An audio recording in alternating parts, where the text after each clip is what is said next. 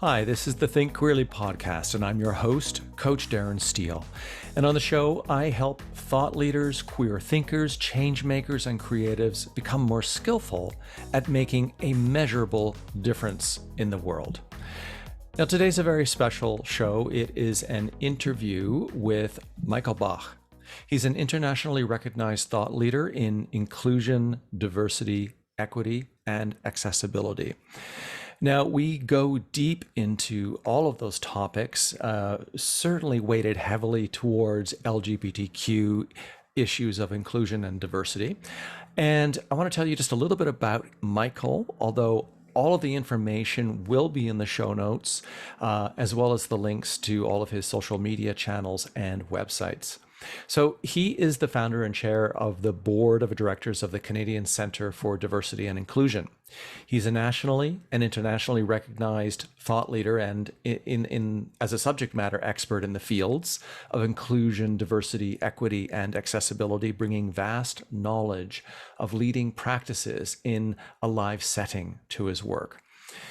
So previous to taking on that role, he was the National Director of Diversity, Equity, and Inclusion for KPMG Canada, a role that he created and held for 7 years.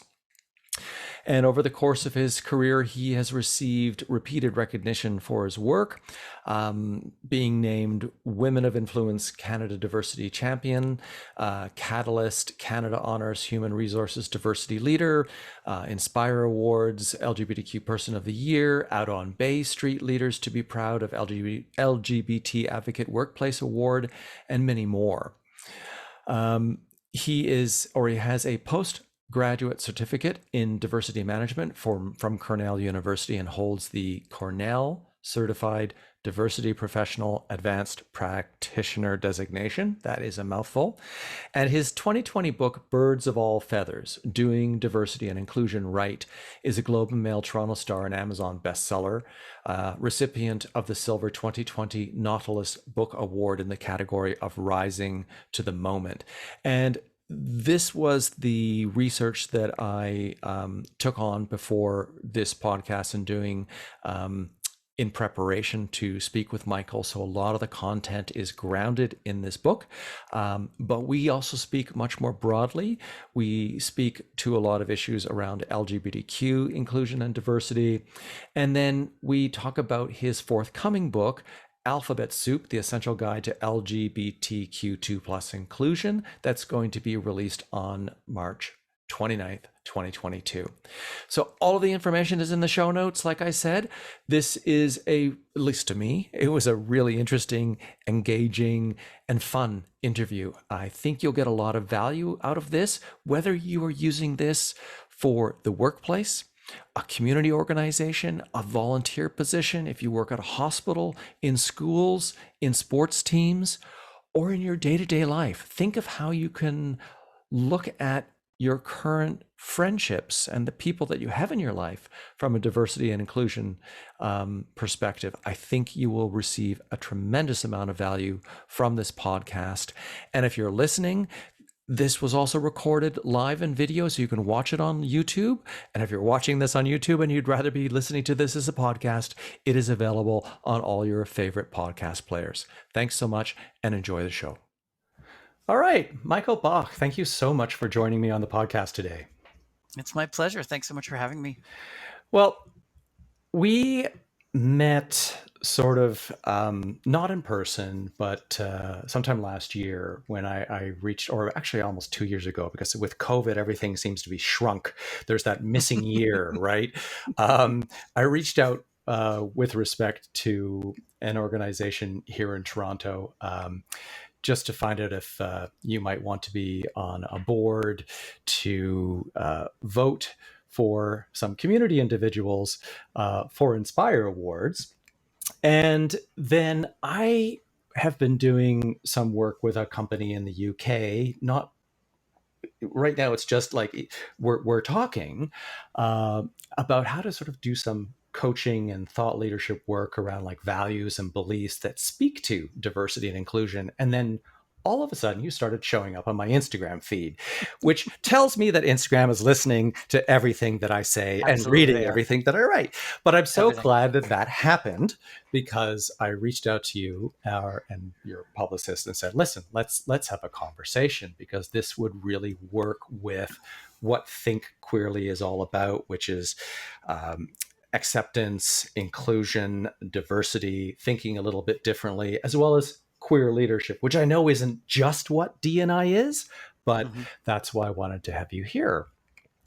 So Great. maybe you could tell us who you are, where you've come from, what brought you into D&I, and then we'll sort of get into some more of the finer, more granular things, not gradual. Words are hard, Yes. especially when we're Yeah. in a pandemic. Yeah.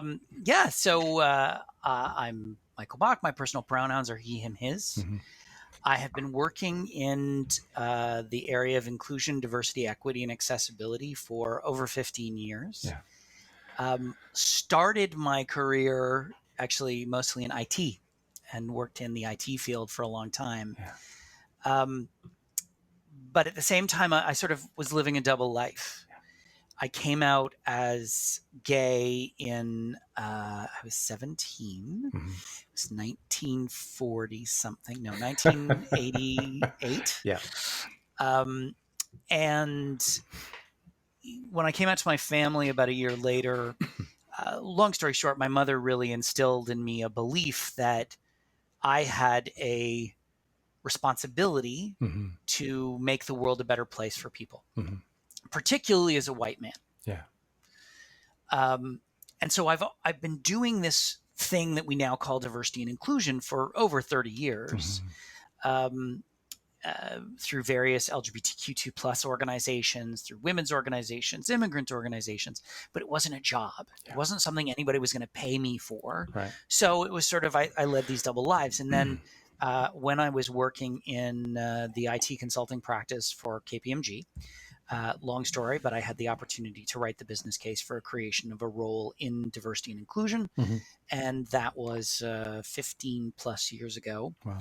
And I haven't looked back, and it has been a fantastic 15 years. And it's this wonderful world of marrying my personal passion Yeah. and my profession. And I think that is incredibly exciting. So from that moment when you were able to sort of write a business case for basically being the D&I diversity and inclusion person, when did you then go on, get more education? Where did you go? And then you eventually founded the organization Canadian Centre for Diversity and Inclusion. How did that all Mhm. come about? Well, I think the reality is I stepped into a role that I was not qualified for, but the Mhm. caveat to that is there wasn't really anybody that was qualified for it. Yeah. It was a profession that was very much in its infancy. Mhm. And so for me, that just meant a lot of reading and absorbing information. Mhm. And then in 2010, I enrolled at Cornell University in their master's program in diversity management and started sort of formalizing my education. And just to Um, interject there, yeah, would please. 2010 be about the beginning of education being available at the university level, or when Oh, very D&I much sort of so. got its name, or when did that Yeah, happen? I was relative. I think I was the third class Hmm. through the program at Cornell. Hmm. There still to this date isn't an undergrad program that you can take in diversity and inclusion. Hmm. There are certificate programs that you can take at a couple different universities here in Canada. There is the master's program at Cornell, but it is few and far between. There is still not enough formalized education that really teaches you the skills you need to have to be a D&I practitioner. Hmm. So I was sort of learning by mistake. Hmm. And I had the fundamentals of it, change management, project management, but there wasn't really a place I could go to get that more formal structure until I found the Cornell program. Hmm. And it was from that Cornell program that really started to give me some structure and, deeper understanding of what I was doing. Mm-hmm. I also, at the same time, was the Deputy Chief Diversity Officer for KPMG International. Mm-hmm. And in 2010, I came back into the Canadian firm. So I wasn't in a global role anymore. And I sort of came from, a 300,000 foot view down to a 30,000 foot view, and really looked at Canada and saw a gap. Mm-hmm. We're the second largest country in the world, and there's a whole bunch of groups that roll up under this diversity and inclusion umbrella. And it was very challenging for employers, particularly those that are large national employers or multinationals, to look across this country and say, okay, if I'm in Prince George, BC, and I want to work with an Indigenous group, who do I talk to? Mm-hmm. Or if I'm in Quebec and I'm looking for a women's organization, who do I have to go to? So I saw an opportunity to create something that has since become the Canadian Centre for Diversity and Inclusion, with the goal of broadly educating Canadians on the value of diversity and inclusion. Right. And this might be a really good point to ask almost the stupid question, but an important one is, Sure. What is diversity and inclusion? That is a great question. And everyone who's listening will have their own definition. Yeah. The way I define diversity and inclusion, I say that diversity is the thing that makes you different. Yeah. And that can be about your sex or gender. It can be about your ethnicity or race. Mm-hmm. It can be about ability. It also could be about your learning style, Mm-hmm. where you grew up, your socioeconomic background. When there's a model from a book called Workforce America, it's called The Wheel of Diversity. Mm-hmm. It's from 1991. And the model really helps you to understand that when we talk about human diversity, we are talking about a much broader array of characteristics than are traditionally considered part of diversity. Right. And the traditional conversation around diversity tends to be about marginalization and underrepresentation. Right. And the reality is that we're the sum of all of our parts. Mm-hmm. And all of those parts kind of push us up and down the hierarchy, the ladder of the what we call the oppression Olympics. Right. And diversity is about anything that makes you unique. Inclusion is about creating spaces where people can exist, Mm-hmm. be they workplaces, schools, hospitals, whatever, where people can bring their whole self to work, right, the whole self to the hospital, and you don't have to leave anything at the door. Mm-hmm. And it's important to mention that includes straight, white, able-bodied men. Yeah. Because by definition, they're different. They're different from you. They're different from me. Yeah. And I think that is an important distinction. Again, I'm not talking about underrepresentation or marginalization. Yeah. Straight, white, able-bodied men have had it pretty good for a few thousand years. But at the same time, if we're truly being inclusive, Mm-hmm. everyone's included. Yeah. And that includes straight, white, able-bodied men. Yeah. That speaks to a point in your book, Birds of All Feathers, so perfectly positioned behind you. What this? Yeah, what's that? This idea, the social justice model versus, I've got my notes down here. Well, you tell me. There's a social justice model and the creativity and innovation model. And there was just, as an interjection, I was listening to a Slate podcast interview with Sarah Schulman, who just published the book about one of the many books about ACT UP, and that there is now, or what is seen, a lot of gay men from that period who were white, who were well-to-do, which gave them a certain amount of capability to take time off work, to work and ACT UP, to fight that battle, now seem to feel left out of the equation. Sure. And it's just this aspect of, some people say, no, you have to give up some of your rights. You have to subjugate yourself. But that only creates more discord and more division. Yeah. It's a great point. Darren, and I talk about the two different models in my book, and the first model being social justice, which dates back to, I mean, arguably the suffragette movement of the early 1900s, but really more succinctly the civil rights movement of the 1950s and 60s. And it essentially said, and I'm obviously dramatically paraphrasing, but it essentially said that a straight, white, able-bodied man had to lose in order for someone else to gain. Yeah. And that it was this massive power dynamic. And of course, in that equation, the straight, white, able-bodied man, who is in the majority of power, 85% in the US, 85% of executive positions are held by straight, white, able-bodied men, yet they make up somewhere around 25% of the working age population. But it requires them to approach this work from a place of self-interest. Yeah. Or lack of self-interest, rather. Right. To say that they will give up that power willingly, and there's no incentive for them to do it. The creativity and innovation model looks at the world through the lens of problems. The world is changing at a rapid rate. I mean, dramatic moments in time where we have seen just these seismic shifts in how we function as a planet. And the core of the creativity and innovation model is focusing on solutions to those problems. The means to get there is diversity. It's creating teams that have a diversity of thought, which ultimately comes in a diversity of human characteristic, and bringing them together to develop the solutions. Yeah. The end result is not the diversity. The end result is the innovation and the creativity. But the only way to get there is through having diverse teams. Yeah. And if you approach it from that perspective, our straight, white, able-bodied man who may be feeling like he's not invited to the party anymore, or he's feeling marginalized, he's feeling threatened by this conversation.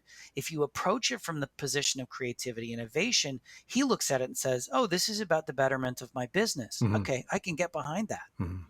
And then it's not threatening to him. It's to say we need the best talent. And if you look at the numbers, straight, white, able-bodied men in Canada represent just shy of 30% of the working age population. So statistically, your workforce should be reflective of those numbers. There's things in there that change that variable, but overall. And then it's not about, oh, we have to, hire the black guy for tokenism. We have to promote the woman so that we have more women in executive positions. No, we need to promote the women into executive positions because statistically, when you look at the numbers, companies perform better when they have better gender balance in their executive. Yeah. It is two sides of the same coin. The social justice approach has not had the effect it is intended to have. Yeah. Creativity, innovation gets us a lot further ahead, a lot faster. And I want to come to your point about ACT UP. And it's an interesting one because it's something that I've felt as a queer man who came out in the 80s at the beginning of the AIDS crisis. We had no rights.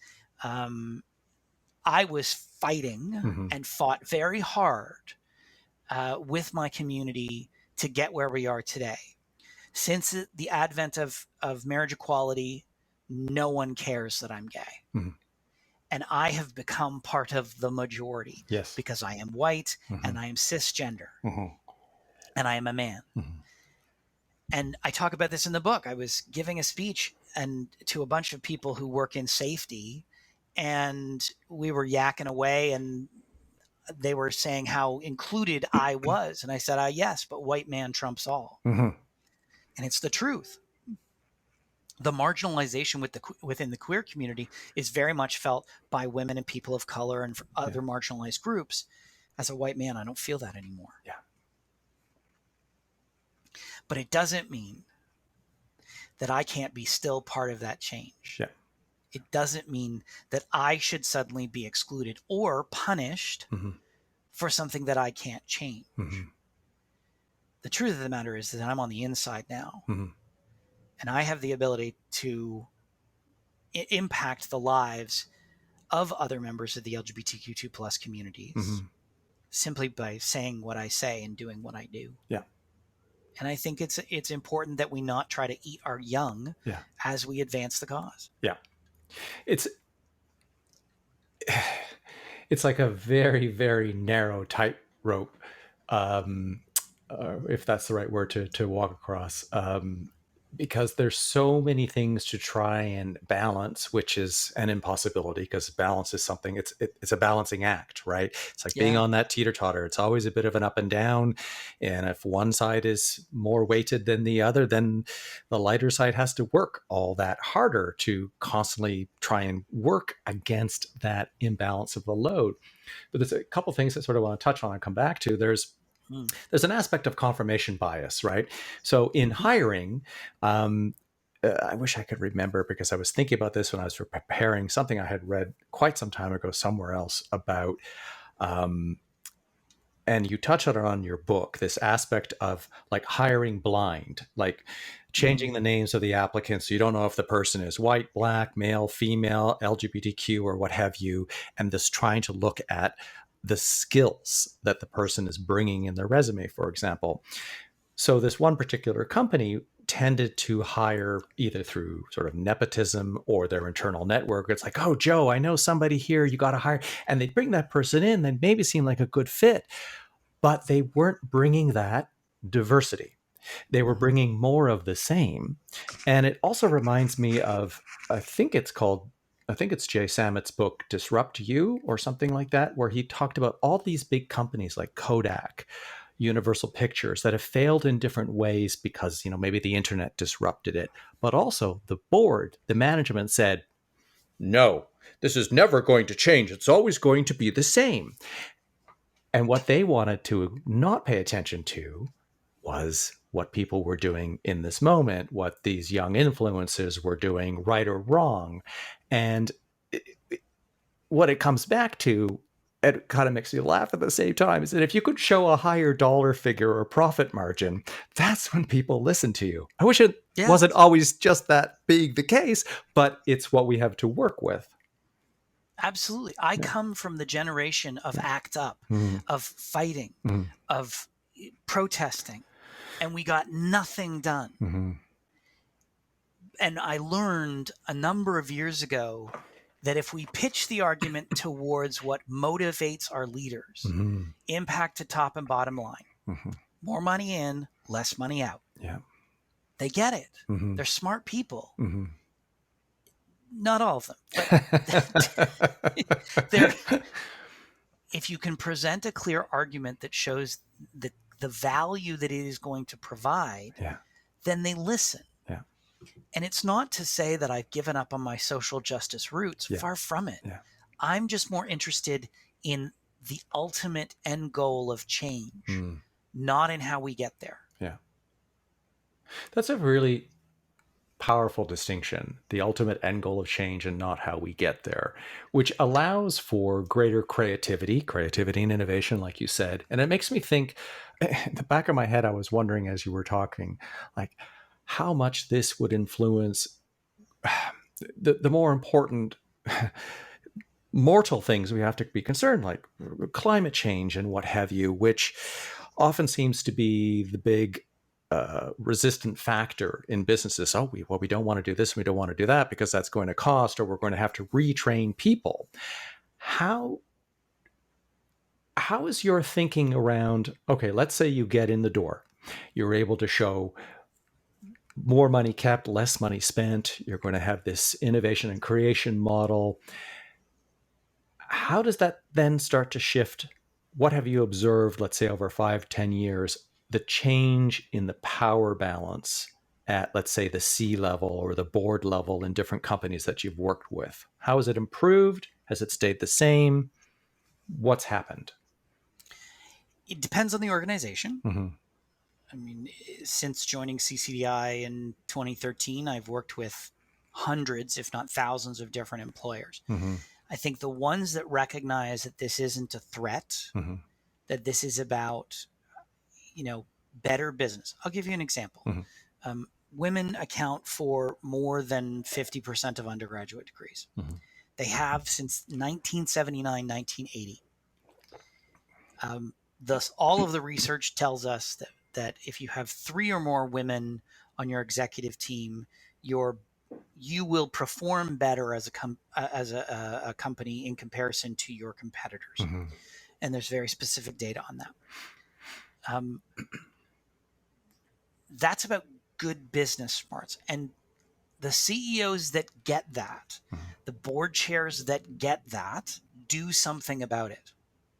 That's not to say that they run out and fire half their executive team. Right. That's never the point. That's to say that when they are hiring for an executive role, when they're hiring for one of their direct reports because somebody retired, somebody resigned, or worse, then they say, okay, if I'm going to see 6 candidates, 3 of them need to be women, and they need to be qualified women. It's not tokenism. It's not just find some woman and put her into the process. It has to be qualified women.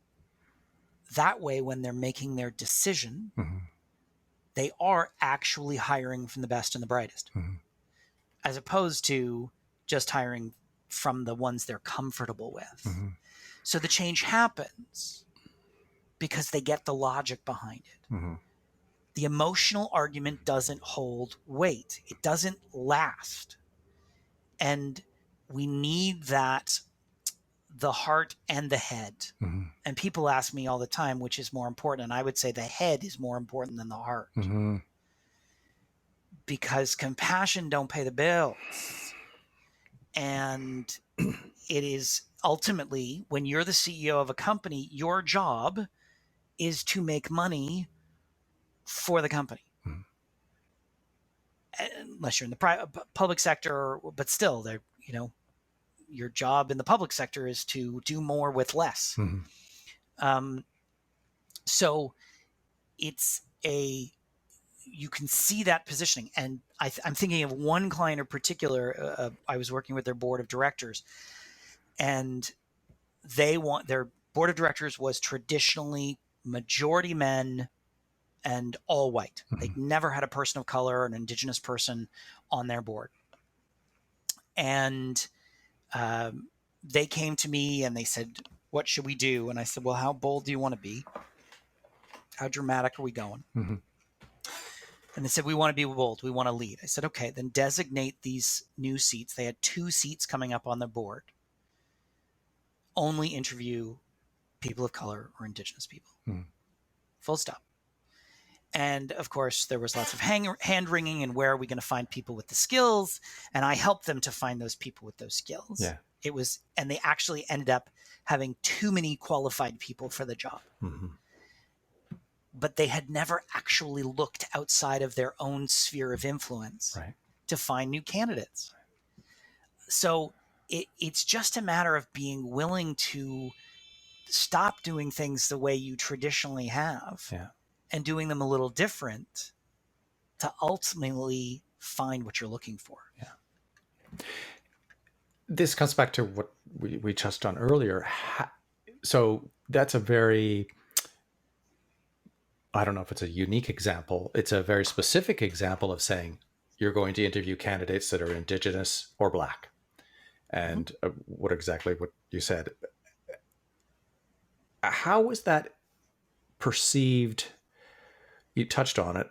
What was the conversation like? Was that perceived outside of the organization or by other staff that weren't maybe privy to that if they found out about that? Those are the kind of things that interest me. Is the social justice warrior might think, well, this is great, but the person who thinks, oh, well, then they're taking away my opportunity to apply for this job because I happen to be white and a man. I mean, and this goes right back to what we were talking about at the beginning. How do you talk about that to the other people that haven't decided to test this out and see how it goes? You have to lay out a very solid business case. and use data and fact. You look around. This was a large sporting organization in Canada. And they looked across the board, and the board did not reflect the population that they served. Okay. And the argument was very simple. Very simple. They needed to reflect Canada. 23% people of color, 5% Indigenous, 13.5% or 20%, depending on the stat you read, about 20% people living with a disability, 8% LGBTQ2+, et cetera, 50% female. And they didn't. And as an organization, to remain relevant, they need to reflect the population that they're there to serve. Yeah. The board and the executive of the organization needs to reflect that population. Yeah. If you look at the numbers, straight white able-bodied men make up 30% of the working age population in the country. And that number is shrinking, not growing. So the business case was very, very simple for them to make. And it's not tokenism. You have to put that no one's asking for a handout. They're asking for a hand up. Right. They're asking for equitable treatment. They're asking to be part of the conversation. But board positions notoriously, for-profit, public sector, private sector, large and small, notoriously, board positions are given to our friends. If I've got a board seat available, I'll say, oh, does anybody know anybody? Yeah. And someone will say, oh, yeah, you know what? My friend Mike, he's looking for a board seat. He was the CEO of such and such, and he was the CFO of this and that. Oh, great. Send him, over to me. And suddenly Mike's on the board. That's not a competitive process. Yeah. And it's tokenism, and we hire in our own image. Versus we deliberately go out in the market. We seek out people who do not look like me so that we have a candidate population to pick from that is reflective of the population and is reflective of the best and brightest. Yeah. But if you're only fishing in one pond, you're only going to catch the fish that are in that pond. Yeah. You made two you talk at length in your book about this, and from two different angles. One, if you aren't as a company reflective of your customers, there was an example of a chip company trying to speak to the Latino community. That was the one example. And then hiring for diversity, but then people coming up the ladder and then eventually leaving the company because the higher you went, the wider it got, the more cis male it became.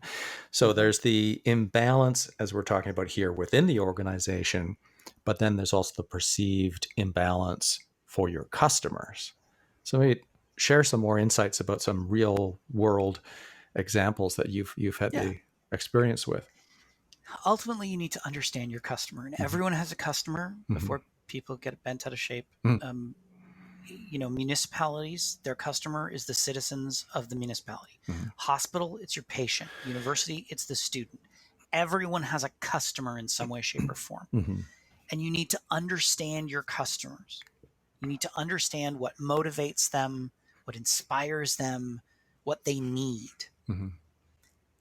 And the example you talk about, which I talk about in the book, is a bit of a famous one. Frito-Lay, the chip company, wanted to get into the Latin Hispanic market. And it's worth millions of dollars in the United States, billions of dollars. And they tried developing a guacamole flavored tortilla chip, and they kept failing. They did it twice, and it failed both times. But they got no input from people from the Latinx community. So it was a whole bunch of white folks determining what Latinx folks wanted.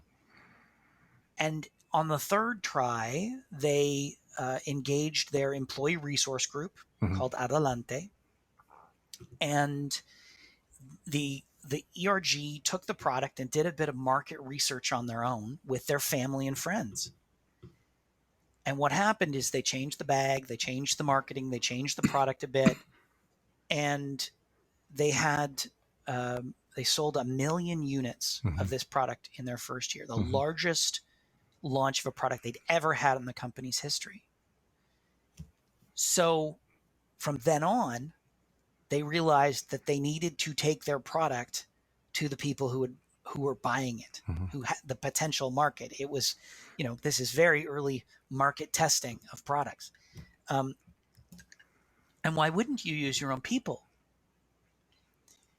The flip side of that is when it becomes just about the buck. Yeah. There is a company in the US, it's a long story, but they decided they wanted to get in the Latinx market. And they were opening stores in the community and they were advertising in Spanish. And then on day one, people walked into the stores and no one spoke Spanish. And it blew up. Yeah. And the community started asking questions. Yeah. How many Latinx executives do you have? Do you have an employee resource group? How much do you sponsor in the community, et cetera, et cetera? Yeah. The head of marketing was fired from that organization, and rightly so. Because if you look at a market share and you think, oh, we want that juicy pot of money, that's great. Do you understand that juicy pot of money? Right. Do you understand who's attached to that? Yeah. And if you don't, that's a problem. If you're a bank and you want to attract the LGBTQ2 plus consumer to bring their dollars to your bank, and I walk in and say I'm trans or a trans person of color, and I face transphobia, homophobia, biphobia in that bank, not only am I gone, I'm going to tell everybody. Yeah. And bad news travels twice as fast as good. Yeah. So you need to understand your customer. And in order to understand your customer, you have to reflect them. Yeah. Makes me think, when you brought up the example of the bank and speaking to the community, the contentious subject around pride parades, of which we haven't had one in Toronto for 2 years, is all the companies that sort of start coming out. And this year there wasn't too much. Most of it was on social media, where everybody's putting a pride flag or the multicolored flag that now includes the colors to represent trans, or there's so much variety, but then it disappears. And how, any words of advice or wisdom or ways of looking at that with respect to not only that time of year, but how we, this really piggybacks on what you just said. We, as the consumers, LGBTQ people, who then see these companies doing this and question, I'm not promoting in favor of one way or the other, but, and without getting ourselves into trouble, I'll just say, like, TD Bank in Canada does a good job of always being at the forefront of putting their money where their mouth is. And whether they have made mistakes or not, I'm sure they have. No other bank is doing, true diversity and inclusion, I think, in the way that they are doing it. And they're kind of setting a very high bar. Yeah, I'd agree with that. Yeah. To not to defend TD Bank, because they certainly don't need it, but when you look at TD Bank, their LGBTQ2 plus content on their website is there year round. They have LGBTQ2 plus advertising that happens year round. So it's not, okay, it's June, we can be gay again. Yeah.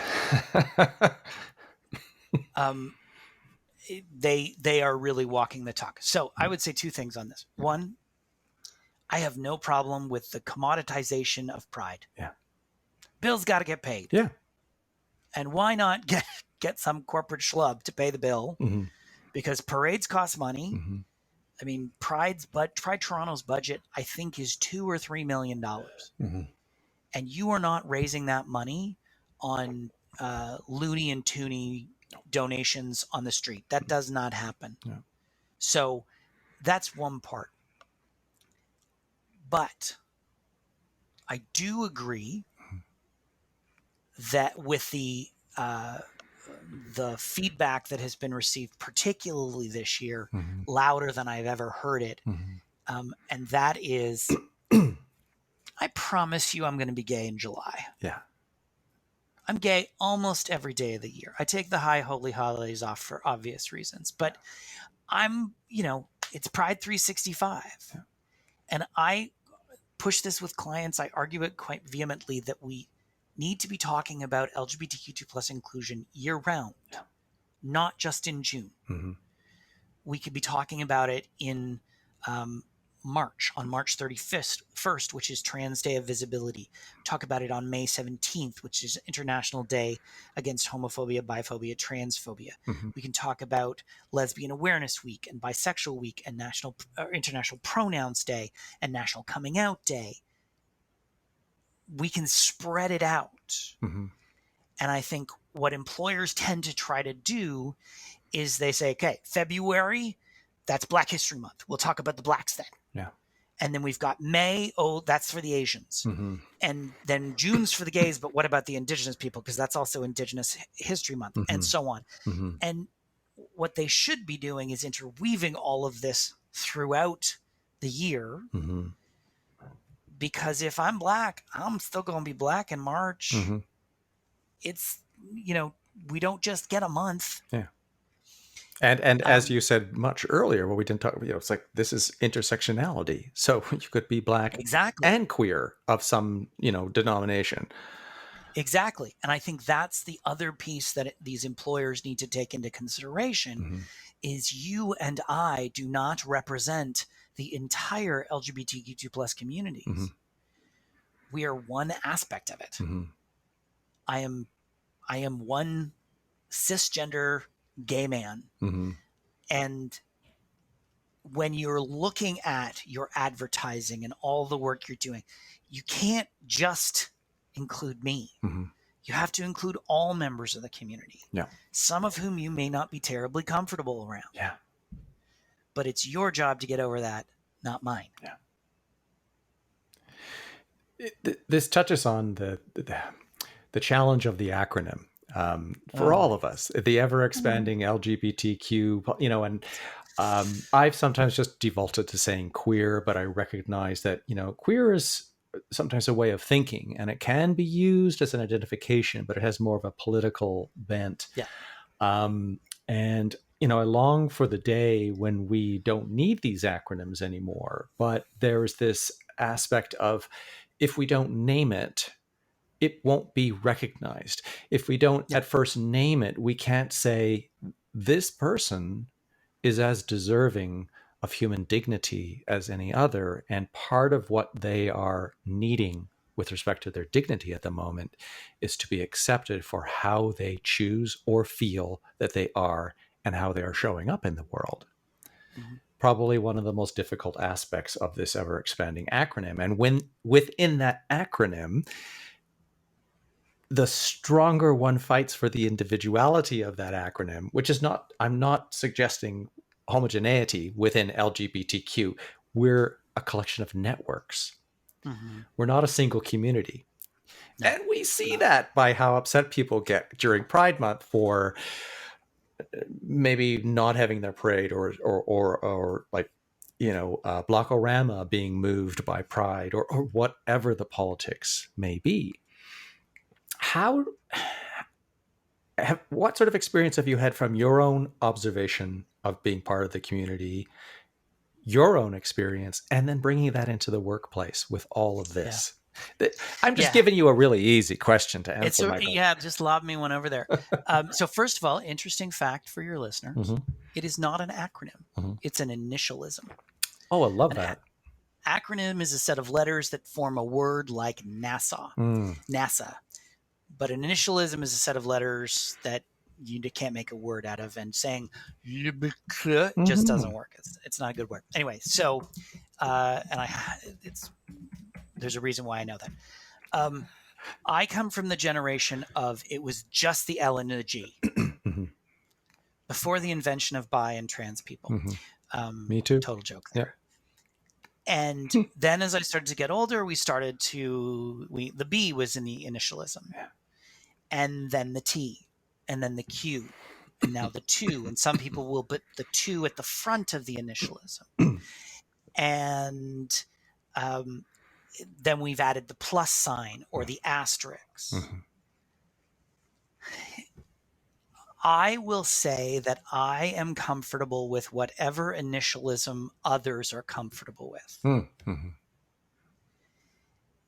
I think it has gone completely overboard with the LGBTQIAAODP plus, and no, I'm not making any of that up. Mm-hmm.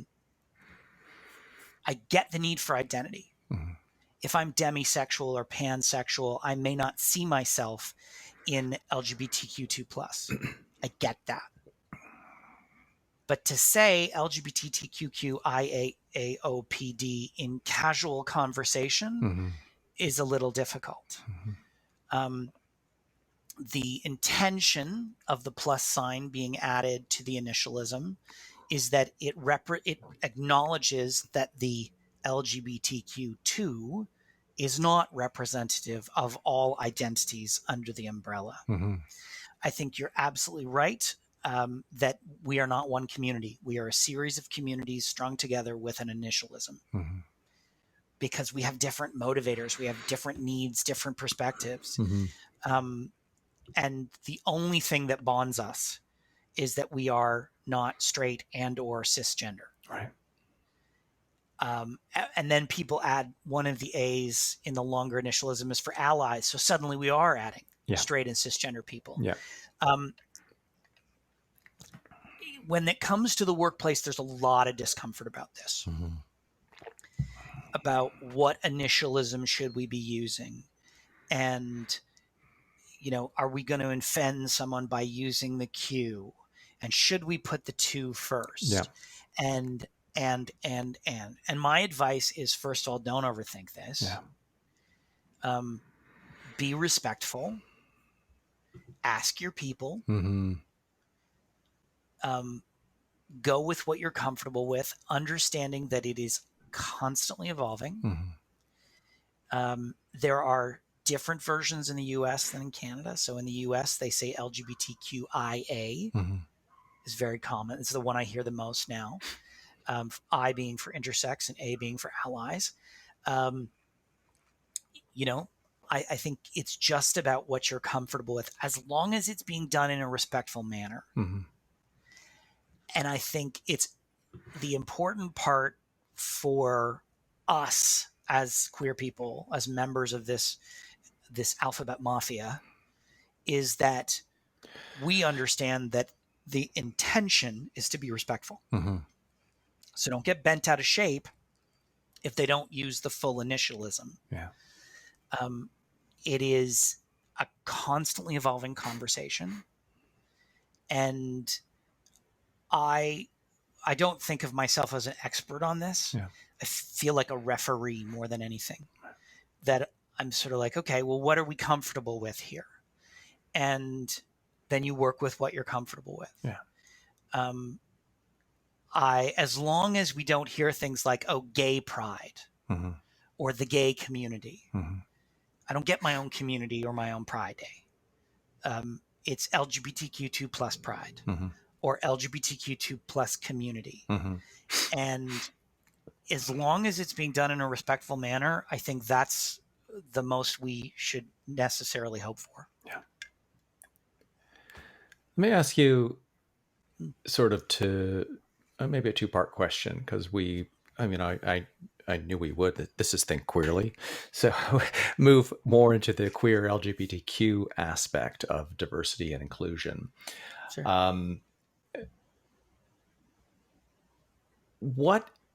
I'll ask the question separately. What is the most important aspect of your work for you when you show up, when you're meeting with a company for the first time, or somewhere down the road, you've got in your head the core, the purpose, the mission, or the values that drive you for this work? What's the most important either thing you're looking to accomplish or understanding or awareness that you're looking to achieve? That's a big question. Mm-hmm. I would say that when I go into a a workplace, I'm looking for an openness. Mm-hmm. You know, every organization is going to be different, so it's not like I can say there must be this. Mm. I'm looking for an openness. I'm looking for respect. For me, a lot of this work is about respect. Mm-hmm. You don't have to agree. I'm gay. I'm not going to have everyone agreeing with that, and I don't need everyone to agree with it. Right. What I need is to be treated with respect. Mm-hmm. And that means that I have equitable opportunity. I don't hear homophobic, transphobic, or biphobic jokes. I am not snickered at. People don't misgender me. They don't, refer to my husband differently than I refer to him. One thing drives me crazy when people say partner instead of husband Mm-hmm. after I've said husband. I use the term husband very specifically. Yeah. We are legally wed and he's a man. Mm-hmm. I just want a respectful environment, and that's the best I can hope for. Mm-hmm. If I can get you to respect me and see me as a human being, then with any luck, theoretically, your belief system may start to change. Yeah. Versus seeing me as subversive Right. or a deviant. Right. You're never going to get everybody to buy in. Mm-hmm. But when you consider, just to throw out a statistic, when marriage equality was passed in Canada in 2005, 48% of Canadians were in support. It's now over 80%. Yeah. Nothing happened. Still same people. Yeah. But the sky didn't fall and people's belief changed because they suddenly knew a couple who were LGBTQ2 plus and married. Yeah. And, oh, we really like them. So, oh, guess this thing's okay. Yeah. We have to do that, though, in a respectful way for both sides. Yeah. It's not about you show me respect. It's about I'll show you respect and I expect the same of you. That's the number one thing I'm looking for. Beautiful. And, the other aspect of inclusion is that the more diversity there is in the inclusionary aspect of community, be it in work or elsewhere, and the more contact that people have with difference, that's what helps break down the boundaries. Because if all you have is an idea of what's different, I don't understand this thing, the first meeting, like you said, you might not feel like the person gets you or is uncomfortable with you because you're a gay man. Oh no.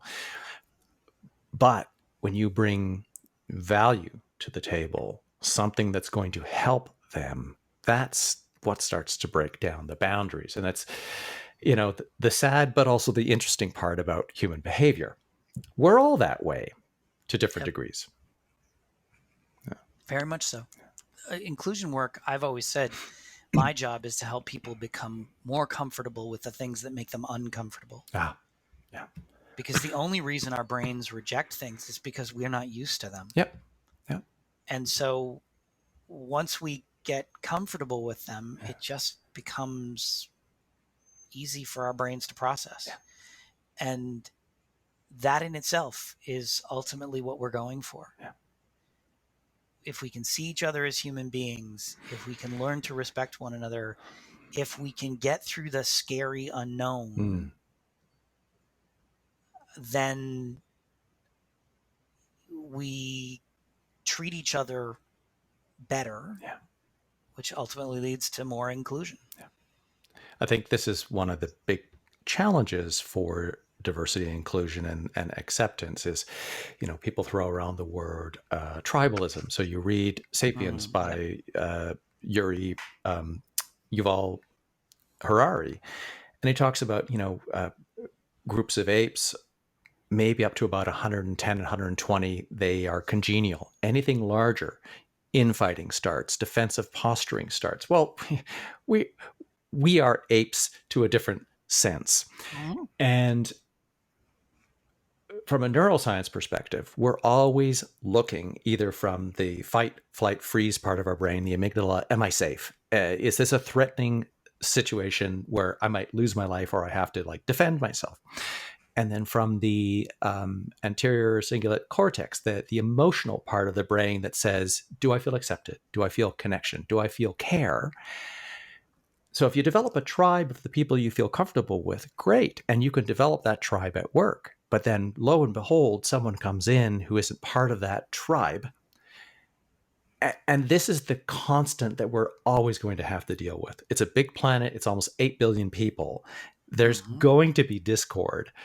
And it's something that, I think about and then realize, I can't solve the world's problems, but I can at least start one little step at a time. Mm-hmm. Now, piggybacking on this question, it may be very similar, but what would you say is the single biggest lesson or piece of wisdom that you can offer about diversity and inclusion?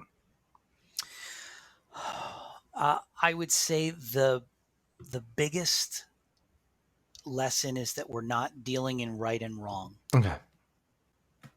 It's just, this isn't a black and white. Mm-hmm. This is shades of gray. Mm-hmm. And not magenta? It's not. It's shades of pink. Yes. From blush to bashful. Someone will get that joke. The reality is most people like to approach the world from right and wrong, from that position of right and wrong. And that's not what we're talking about here. Yeah. We're talking about minuscule little increments of difference. And if you can let go of that idea of right and wrong, you get a lot further ahead a lot faster. Everyone has a lived experience, and every lived experience is valid. Just because it's a different lived experience from my lived experience doesn't make it wrong, and it doesn't make it right. Yeah. I have my lived experience. I can't change that. I come from a scat of privilege. I grew up in a very well-to-do family. I had never denied anything, but that's not my fault.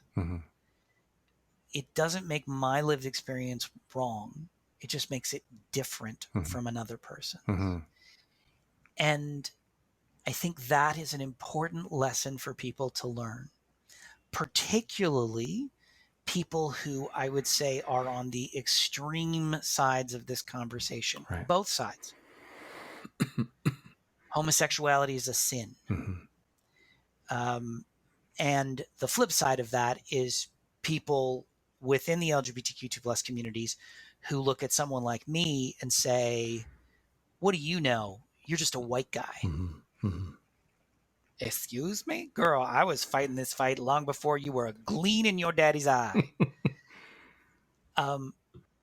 It's just shades of difference.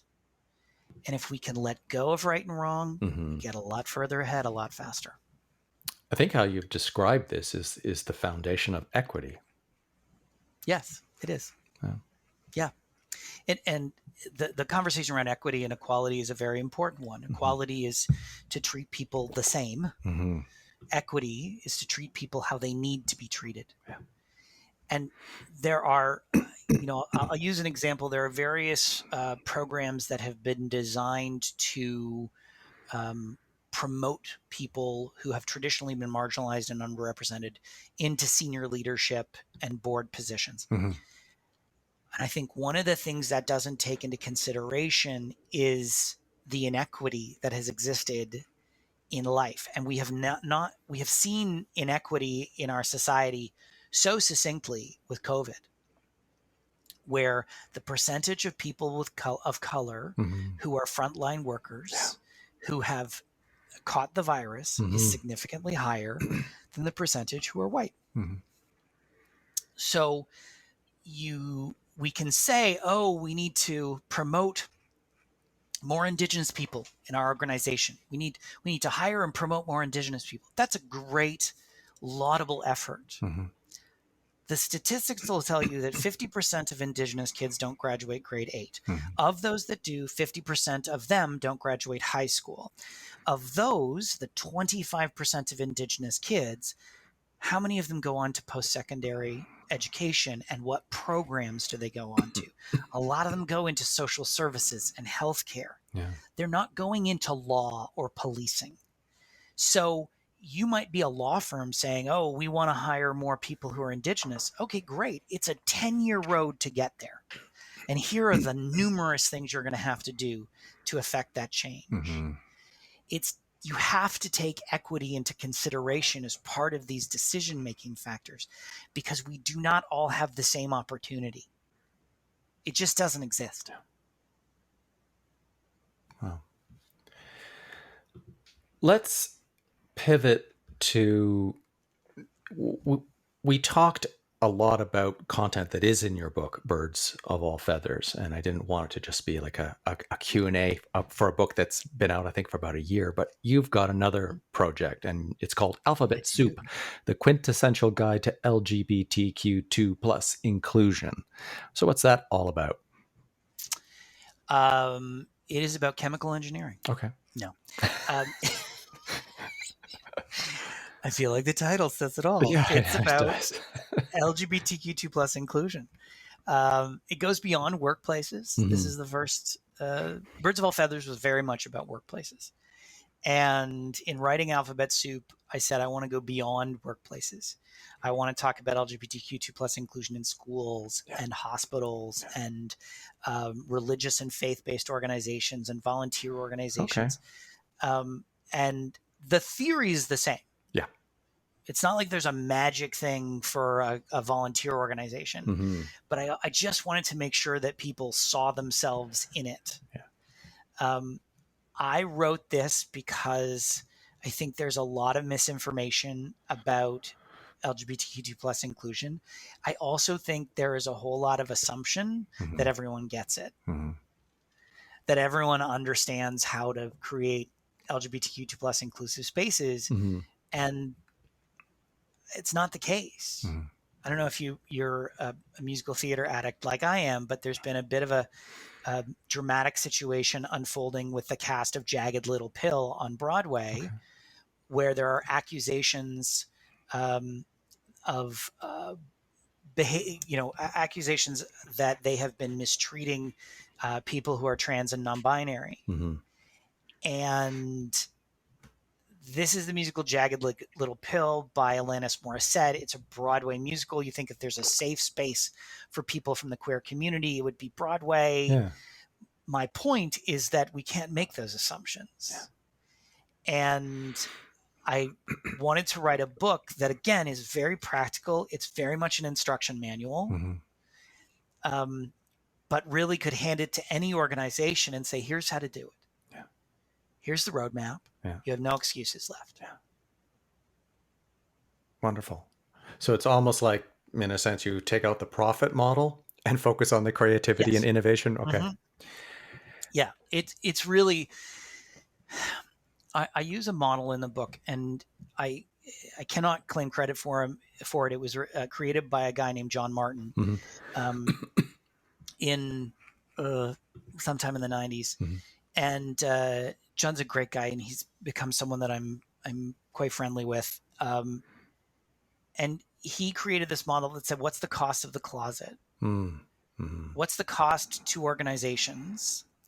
And in his case, he was talking about employers, but to any organization to not creating inclusive spaces for LGBTQ2+ people. And it's a beautiful model because it really quantifies the amount of time that an LGBTQ2+ person has to spend educating coworkers, other volunteers, other students, etc., or hiding themselves. And there's an impact to that. Yeah.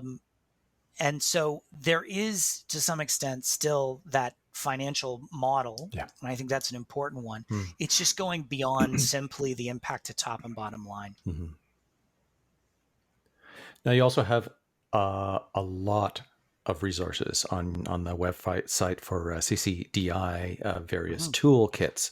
That would be more business oriented, but anything there that you would recommend? Because I was browsing through a few, and you had some for schools. It looked like for elementary Yep. school kids around, I guess, just identification and inclusion.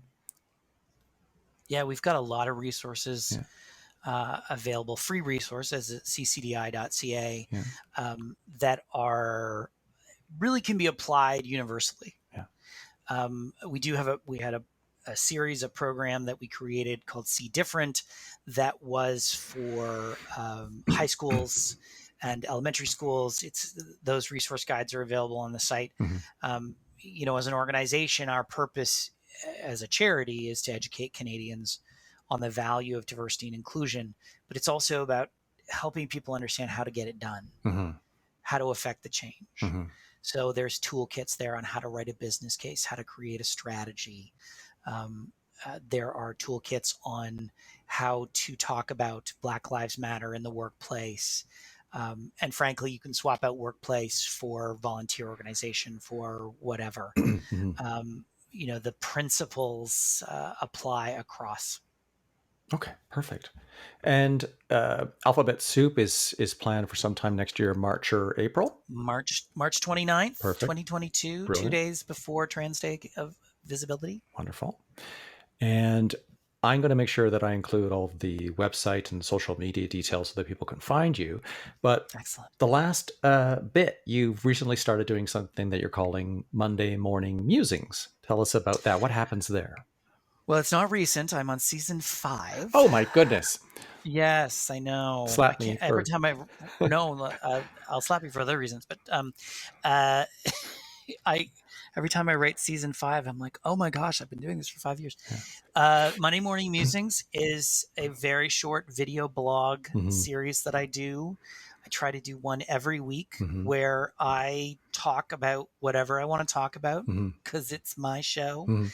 And they're usually 5 minutes long or less. Mhm. And sometimes I'm referencing an article, sometimes it's a situation in the news, whatever. Just trying to keep the conversation around diversity and inclusion, equity, accessibility front and center. And usually I make a fool out of myself every episode. I seem to accomplish that. I don't have a producer or anything, so Yeah, it's just yeah. me sitting at home with my camera and microphone and figuring it out. And usually I do silly things, so people can check it out. Well, from the few I've watched, because like I said at the beginning, you what was it, a couple of months ago or whatever, you showed up in my Instagram feed, and that's when I reached out. You look like you're having fun, and that just brought to mind one question: Mm. How do you? When has it been useful to you to drop the suit and tie when, let's say, you've gone into a corporate space? And just a lot, like on a personal note, I'm starting to look at how I can present the work I do as a coach with some corporate. But I have an aversion to corporate because I hate ties. That doesn't mean I can't work with corporate, but there is this aspect of presentation that is expected so often, and a way of behaving.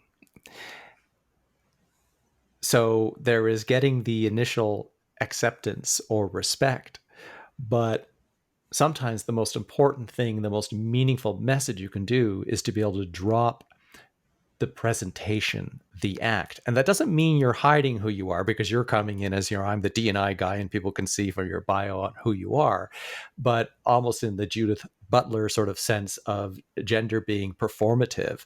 Well, we are performative in every aspect of our life. I can be performative now when I'm coming across as the host and the interviewer, but I'm going to be very different when I'm hanging out with my friends when we have a drink at Woody's.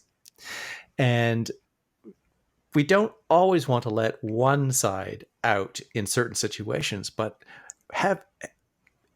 do you have maybe a memory of a time when you just went, I just got to let go here because this is going to make all the difference? And did it work out? Absolutely. historically, I led two lives. Yeah. And that goes back to being in my 20s, and I didn't come out at work until I was 30. Mm-hmm. So throughout my 20s, I led this dual life of, at work, I'm this straight-ish kind of innocuous human being, suit, tie, over there. Mm-hmm. And then on the weekends, I'm like dancing on a speaker in my underwear, Mm-hmm. which I do not do anymore for the safety of all involved. And I came out at work when I was 30, Mm-hmm. still in the suit and tie, just gay guy in a suit and tie. Yeah. And it sort of progressed as I got older. And I will tell you, I'll tell you two stories. So one is, I came out as living with depression when I was 40. Mm-hmm. I've lived with depression my whole life, since I was a teenager, but I hid it. And I was speaking on a panel, and a woman stood up and she was trying to ask a question, and she was living with bipolar disorder, and she was sobbing, and she said, "There's no one like me. I'm alone." And I said, "I get it. I'm like you. I live with depression." And I just blurted it out. Mm-hmm. And it was very freeing for me, because I stopped apologizing. Mm-hmm.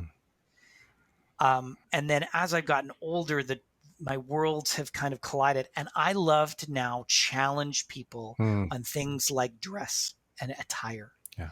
And so when I'm doing training in person, which I have not done in a very long time, I use some slides that show people with pretty extreme tattoos. And I'll talk to people and say, okay, well, why couldn't this person work here? And I hear, oh, well, it's not professional, and we couldn't put them in front of a client. And as they're doing it, I slowly roll up my sleeve, which is covered in tattoos, my arm, not my sleeve. And I say to them, am I any less professional because I have this? And of course, they're stunned silence at that point, because they look at me, and I'm kind of a geeky white guy. You never expect me to be covered in tattoos, but I am. And I love those moments of challenging and saying, how does that make me worse or better at my job? What does this have to do with me doing my job? There are some bona fide occupational requirements. I get that. Yeah. It's 2021. Everybody's got a tattoo. So my mother has a tattoo. Admittedly, it's tiny little lines from when she had breast cancer, but still, it's a tattoo. It's so commonplace to see tattoos now. Yeah. What does it have to do with a person's ability to do their job? If someone's got a little tattoo on their wrist, are you kidding me? Like, that's nothing. If someone's got a tattoo on their face that says whore, okay, maybe not so much, but still, again, what does it have to do with their ability to do their job? Yeah. So I no longer wear suits when I go into client sites. I wear a shirt and a jacket with jeans. Because like you, I hate ties. I went to a private boys' school. Just as soon as I get my collar kind of done up like that, I feel like someone's choking the life out of me. Yeah.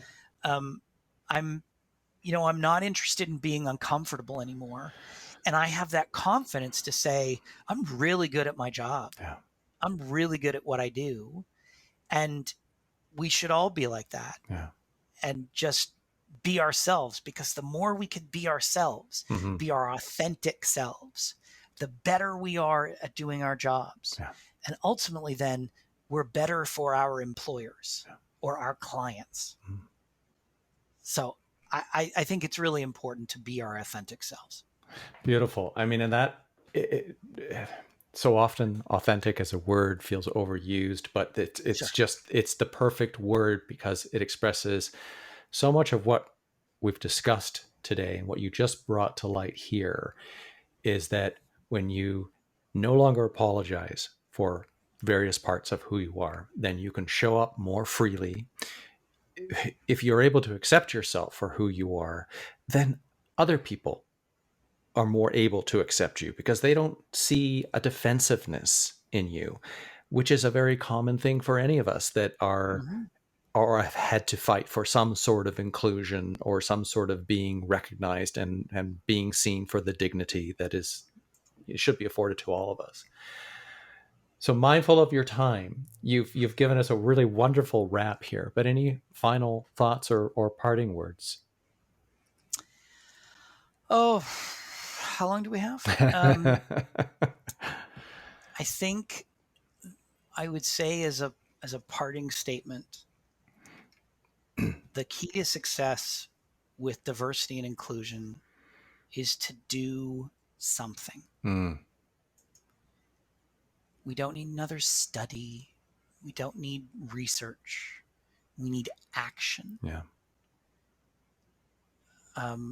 We need movement forward. Mm-hmm. Even if that movement is really small. Mm-hmm. I describe this work as the incremental revolution. Mm-hmm. It's tiny actions that are actually more impactful than the really big ones. But do something. Yeah. Because if you always do what you've always done, you'll always get what you always got. Mm-hmm.